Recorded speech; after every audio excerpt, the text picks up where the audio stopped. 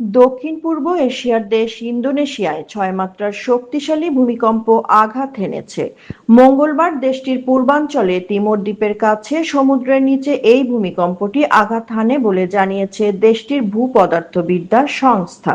সংস্থাটি জানায় ভূমিকম্পটির মাত্রা ছিল রিক্টার স্কেলে ৬ এবং এর কেন্দ্র ছিল ভূপৃষ্ঠ থেকে প্রায় ৩১ কিলোমিটার গভীরে। কম্পনটি পূর্ব নুসা তেঙ্গারা প্রদেশের বিভিন্ন এলাকায় অনুভূত হলেও এখন পর্যন্ত বড় ধরনের ক্ষয়ক্ষতি বা হতাহতের কোনো খবর পাওয়া যায়নি। কর্তৃপক্ষ জানিয়েছে ভূমিকম্পটির কেন্দ্র সমুদ্রে এবং তুলনামূলক গভীরে হওয়ায় সুনামির কোনো আশঙ্কা নেই। ভূতাত্ত্বিক অবস্থানের কারণে ইন্দোনেশিয়ায় নিয়মিতই ভূমিকম্প, আগ্নেয়গিরির অগ্ন্যুৎপাত ও সুনামির মতো প্রাকৃতিক দুর্যোগ ঘটে থাকে।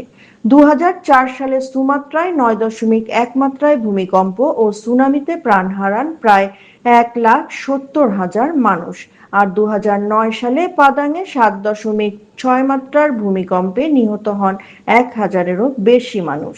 বিশেষজ্ঞরা বলছেন, রিং অফ ফায়ারের অবস্থানের কারণে ইন্দোনেশিয়া সহ এই অঞ্চলের দেশগুলো সবসময়ই ভূমিকম্প ঝুঁকিতে রয়েছে।